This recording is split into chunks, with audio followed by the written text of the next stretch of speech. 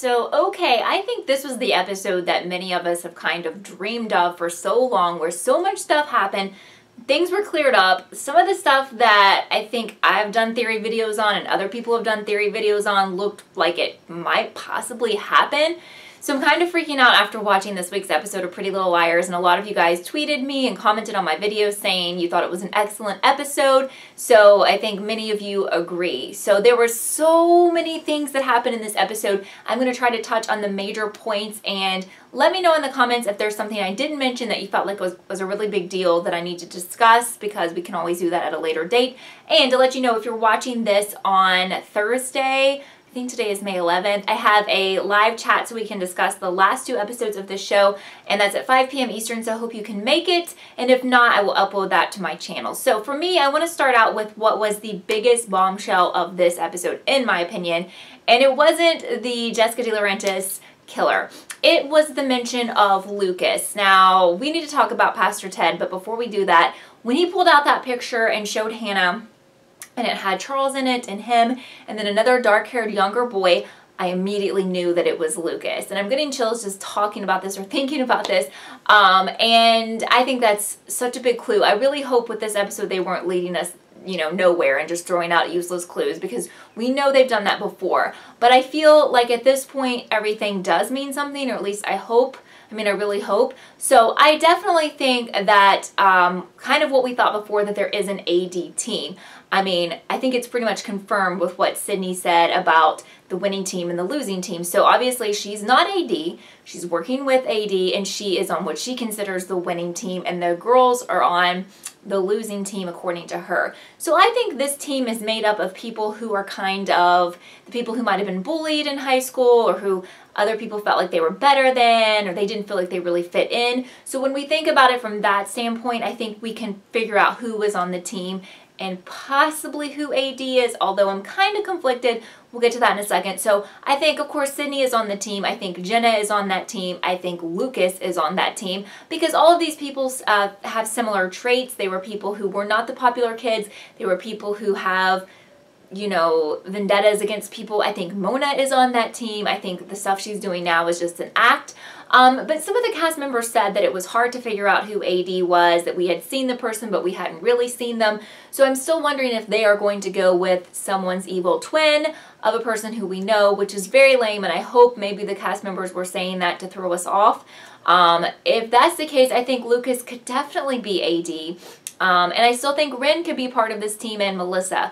And I still think there's hope that Ren could be AD. But I'm very curious to see after this week's episode who you think is AD, who you think is on this team, which I absolutely think exists. Now, I thought it was really interesting that Pastor Ted showed back up. I mean, I don't know how long it's been, but with him reappearing, I feel like we have hope for Eddie Lamb to return. I'm just joking, because, like, I don't feel like he's, you know, relevant to the plot. But then again, I never really felt like Pastor Ted was relevant to the plot. And I honestly felt like he married Hannah's mom, but I guess that never happened. I guess they were just engaged. So I never could have predicted that he was Charles's dad. That was just way out in left field. I want to trust him and believe him after he came forward to Hannah. I want to believe that he's not an evil guy. I hope not. But that information was just really, really interesting, and just the whole fact that he popped back up. When I saw him at the beginning of the show, like in the previously on, and I saw a snippet with him, I was like, oh my god, are they bringing him back? Like, what is going on? Another really, really big thing that we need to talk about that gives me so much hope is Aria. So, first of all, this stuff with Ezra has just gotten way out of hand. The fact that Nicole showed up and she freaked out and threw that book and etc., etc. I cannot believe that Aria is still with him. I'm saying this every week, but it is true. But, you know, no, it wasn't actually AD. I think it was Sydney who sent her the FaceTime and said, like, if Ezra knew what was in her file, he would be with Nicole. So I think that was a huge statement for this episode.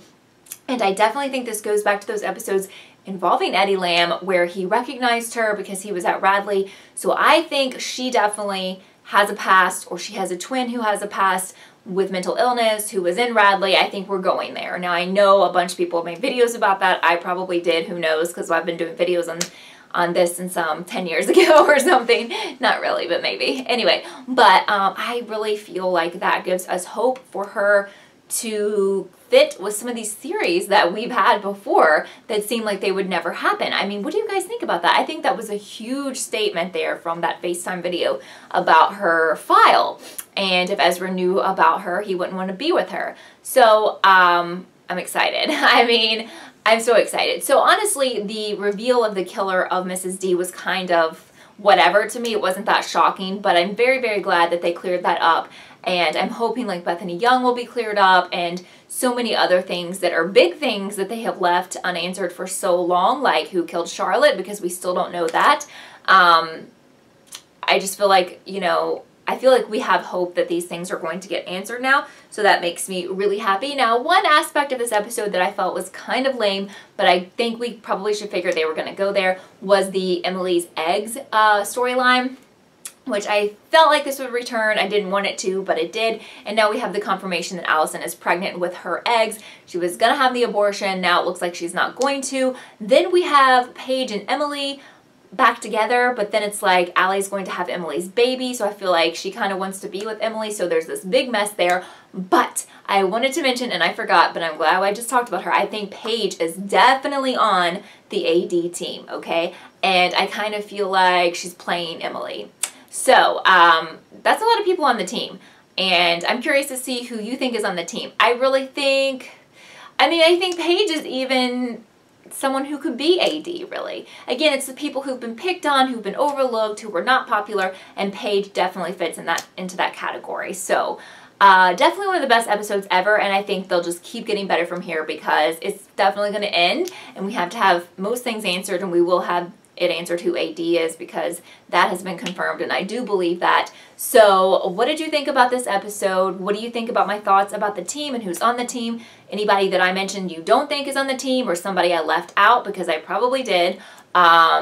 I just am so excited to read the comments for this video. I will reply to as many as I can. I hope to see you at the live chat. If you are new here, I'm covering the entire last episodes of PLL, so please subscribe, thumbs up this video if you enjoyed it, and I will see you guys really soon. Bye! Thank you so much for watching this episode of Kelly TV. I would love for you to subscribe and be a part of the Kelly TV family. Also, don't forget to follow me on Twitter so you can keep up with all I'm doing.